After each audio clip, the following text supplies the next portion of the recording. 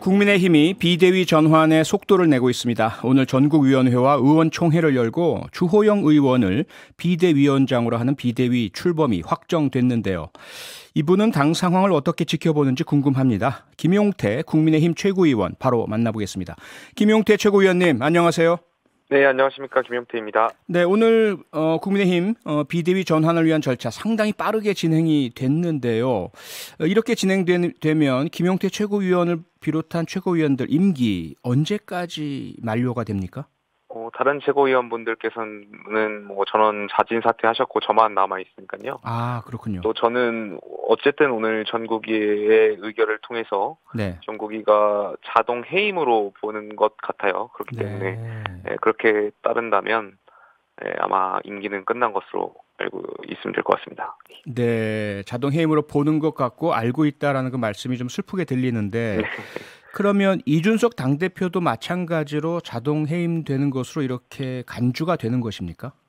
전국위 의결에 따라 전국위원장인 서병수 의원께서 그렇게 말씀을 하셨고요. 네. 그분의 말의 표현에 의하면 그렇게 자동 해임으로 보게 될 것 같습니다. 네. 이런 상황, 이런 결과 지금 심경은 어떻습니까? 어떻게 보셨습니까? 저는 왜 이렇게 빠르게 진행되었는지, 민주주의라는 것이 대화 설득을 통해서 오랜 기간 상대방과 서로 이제 설득의 과정을 거쳤어야 되는데, 네. 글쎄요, 저는 비상 상황이라는 것이 그렇게 규정하면서 그런 설득이나 대화의 과정이 너무 부족했던 건 아닌가. 그리고 오늘 저도 기자회견을 취소했습니다만, 네.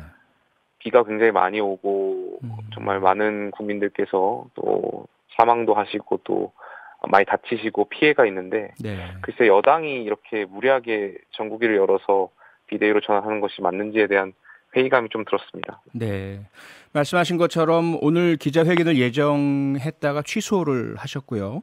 그리고 효력정지 가처분 신청도 하겠다고 하셨다가 하지 않겠다고 밝히셨지 않습니까? 예. 결국 그 비 피해 때문입니까? 아니면 다른 이유들이 또 있습니까? 아닙니다. 비는 기자회견 때문에 취소를 한 거고요. 네. 가처분 신청에 대해서는 굉장히 오랫동안 고민을 했었습니다. 네.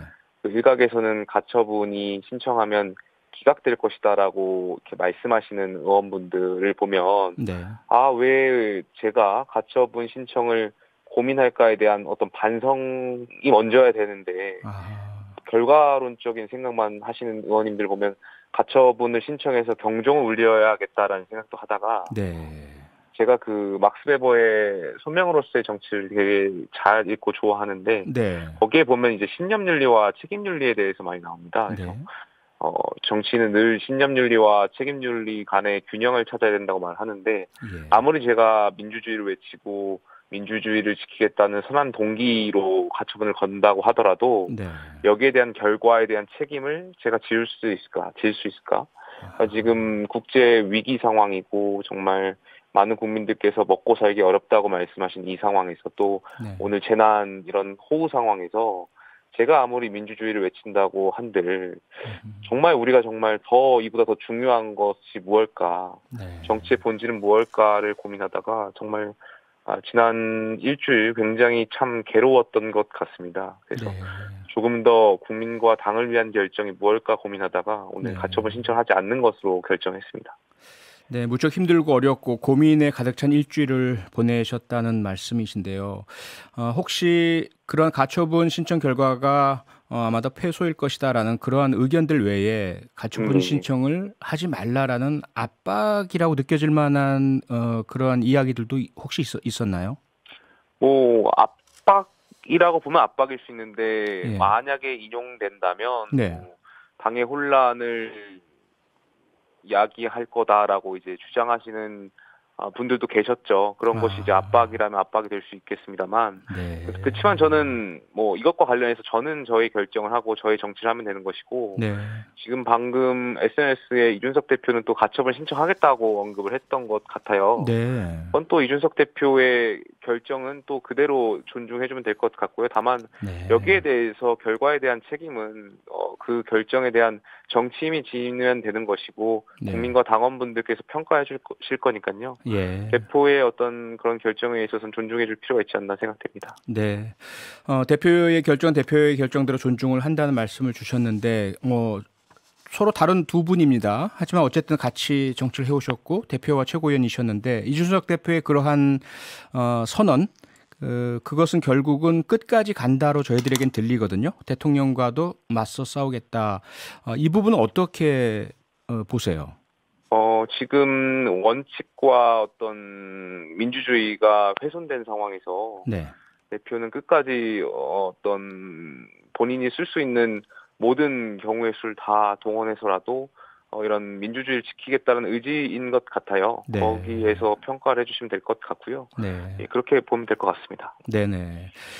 또 바로 속보가 떴네요. 주호영 비대위원장 예정자인가요? 아직 어떻게 되는지 모르겠는데 하여간 이분이 이준석 법적 대응하면 법적 절차로 정리하겠다. 정치적 문제를 사법 절차로 해결하는 것은 하지하 방법, 하지하책이다. 이런 어떤 대응이 나왔습니다. 이 부분은 어떻게 보시면 이렇게 되면 강대강의 대결로 가는 거 아닌가요? 예, 저는 그거는 주호영 의원의 위원장의 생각이라고 할까요? 예. 그렇게 보실 수도 있겠죠. 그렇지만 정치의 문제를 정치에 풀어야 된다고 저도 늘 말씀드렸고 강조했지만 네. 정치의 문제를 정치의 방법으로 풀 수 없게 만든 분들이 계시고 네.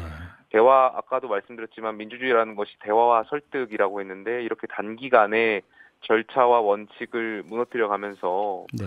비상식적인 상황을 초래한 것에 대해서 이것을 또 법적 처분을 받겠다고 판결을 기다리겠다고 하는 사람한테 일방적으로 비판을 할 수 있을까? 네. 그런 고민은 있습니다. 예. 네네.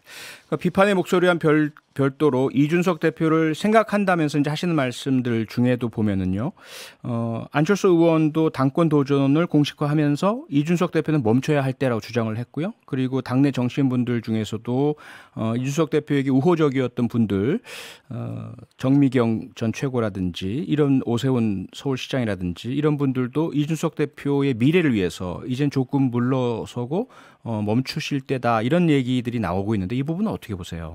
예, 선배 정치인들의 어떤 조언은 전 존중되어야 된다고 생각되고요. 또 네. 이분들의 어떤 진심 어린 조언이라고 생각됩니다. 다만 일각에서 이준석 대표를 향해서 명예로운 퇴진을 말씀하시는 분들이 계신 것 같은데 네. 저는 여기에 대해서 좀 안타까운 것이 명예로운 퇴진을 말씀하셨더라면 네.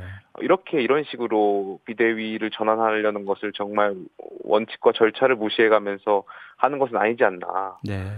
당대표를 직접 찾아가서 설득의 과정이 좀 필요했던 것 아닌가. 이게 좀 시간을 두고 네. 글쎄요. 집권 여당이 어떤 것이 비상 상황인 것인지 전 아직도 납득하기가 쉽지 않은데 네. 이러한 상황을 좀 더 오랜 기간 대표를 설득하는 과정이 필요하지 않았을까. 네. 그런 과정이 없이 이렇게 하다 보니까 여기서 멈추어야 할 때다. 명예로운 퇴진을 얘기하시는 것에 대해서 쉽게 동감을 얻기가 쉽지 않은 것 같습니다. 네. 예, 마지막으로 그리고 지금 상황의 큰 책임 그리고 결자 해지는 권성동 원내대표가 사퇴하는 것으로 해결해야 된다 이렇게 주장을 해오셨는데 전혀 거치는 논의가 없고요. 오히려 비대위원으로 지도부의 일원으로 계속 일할 것 같습니다. 어떻게 보십니까?